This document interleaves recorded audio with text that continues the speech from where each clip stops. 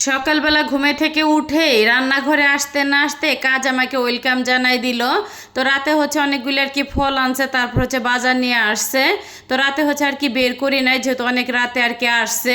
যাই হোক, এভাবে হচ্ছে আর কি ব্যাগ ধরে রেখে দিছিলাম। তো আজকের ভিডিওটা কিন্তু অনেক সকাল থেকে আর কি শুরু করে দিলাম আমি। তো সকাল থেকে হচ্ছে দুপুর পর্যন্ত কি করি না করি সেটা হচ্ছে আপনাদের সাথে শেয়ার করব। তো আশা করি ফুল ভিডিওটা সঙ্গেই থাকবে। আর হচ্ছে এখানে কিন্তু 3 ধরনের আর কি হচ্ছে আম নিয়ে আসছে। তো আমি আমের নাম হচ্ছে বলতে পারবো না কি কি আম এখানে, যাই হোক। তো 3 ধরনের আমটাই কিন্তু অনেক অনেক মজা ছিল খেতে, বিশেষ করে হচ্ছে এই যে হলুদ যে আমটা, এই আমটা আর কি বেশি ভালো লাগছে খেতে। আর আজকে হচ্ছে আমিও যে সকালবেলা ঘুমে থেকে উঠছে, আমার সাথে সাথে হচ্ছে বাবু আর কি উঠে গেছে।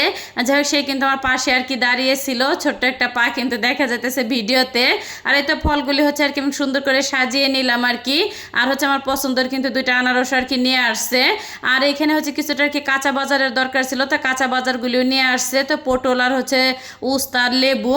আর এই তো আমি কিন্তু উস্তাগুলি হচ্ছে আনতে বলছিলাম যে দেশাল যে ছোট ছোট যে উস্তা, ওইটা। আর আনছে হচ্ছে হাইব্রিড এই উস্তাটার। এই উস্তাটা না ভাজলে হচ্ছে আমার ছেলে মেয়েও খাইতে চায় না, আর আমার কাছেও কেন যেন একদমই অসহ্য লাগে খাইতে। আর ছোট ছোট উস্তাগুলি কিন্তু অনেক মজা লাগে খেতে। তো আমার বাচ্চারাও কিন্তু অনেক সুন্দর করে হচ্ছে ছোট যে উস্তাটা যখন আর কি ভাজি করে সুন্দর করে হচ্ছে খেয়ে নেয়। যাই হোক, কি আর করার, তো খাইতে তো হবে, যেহেতু আনছে, ফেলে দিয়ে তো আর লাভ নাই। আর হচ্ছে অনেকগুলি পটল আনছে, আর পটল হচ্ছে চাক ভাজে বা হচ্ছে মাছ বা হচ্ছে ডিম দিয়ে রান্না করলে কিন্তু খেতে অনেক অনেক মজা লাগে। আর এটা আমগুলি হচ্ছে আর কি বলের ভিতর হচ্ছে আমি আর কি ঢেলে নিলাম সুন্দর করে। আর সকালবেলা যেহেতু আমি অনেকটা শর্টকাট হচ্ছে রান্নাটা বেশি করার চেষ্টা করি, সকালবেলা হচ্ছে অনেকটা তাড়াহুড়া লেগে যায় আর কি আমার। তো যেহেতু আর কি ফল ফ্রুটস হচ্ছে গুছিয়ে নিতে অনেকটা আর কি সময় লেগে গেছে, তো ভাবলাম আর কি শর্টকাটের ভিতরে আলু ভর্তা, ডাল আর হচ্ছে ডিম ভাজিটা আমি করে ফেলি।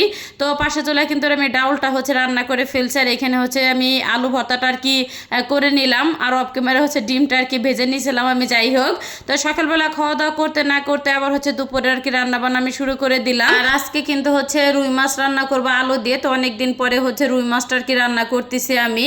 তো এই তো এখানে কিন্তু হচ্ছে রুই মাছটা এবং আলুটা সুন্দর করে অফ ক্যামেরা আর কি লাল লাল করে আমি ভেজে হচ্ছে তুলে নিছি। আর এখানে হচ্ছে মশলাটা আর কি আমি ভেজে নিছি, তো পেঁয়াজ এবং হচ্ছে আদা রসুনটা আর যে শুকনো যে মশলাগুলি প্রয়োজন এক এক করে দিয়ে সুন্দর করে হচ্ছে মশলাটাকে আমি কষিয়ে নেব। আর আজকে হচ্ছে বাটা পেঁয়াজ দিয়ে আর কি আমি তরকারিটা রান্না করতেছি। আর আমার কাছে মনে হয় যে বাটা পেঁয়াজ দিয়ে তরকারি রান্না করলে না কেমন যেন কালারটা অন্যরকম লাগে। যাই হোক, আর এই তো এখানে কিন্তু আলু আর হচ্ছে কিছুটা কাঁচামরিচ দিয়ে তো ঢাকনা দিয়ে ঢেকে হচ্ছে বেশ কিছুক্ষণ আমি রান্না করে নেব, আর কি আলুটা সেদ্ধ হওয়া পর্যন্ত।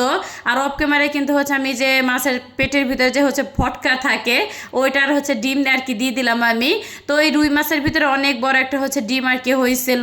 আর আমার হচ্ছে বাচ্চারা তো ডিম এমনি ভুনা করলে না খাইতে চায় না তেমন, কিন্তু তরকারির ভিতর হচ্ছে এমন করে দিলে না অনেক মজা করে আর কি খেয়ে নেয়।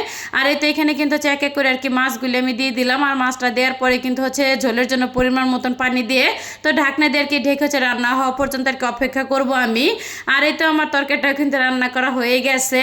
আর হচ্ছে মাছের ডিমটা হচ্ছে একটু আগে দিলাম এর জন্য, যাতে হচ্ছে সুন্দরভাবে মশলাটা আর কি মাছের ডিমের ভিতরে আর কি ঢুকে যায়, যাতে করে হচ্ছে খেতে ভালো লাগে। তো সব মিলে কেমন লাগলো ভিডিওটা অবশ্যই সবাই কমেন্ট করে জানাবেন। ভিডিওটা এখানে শেষ করলাম, আল্লাহ হাফেজ।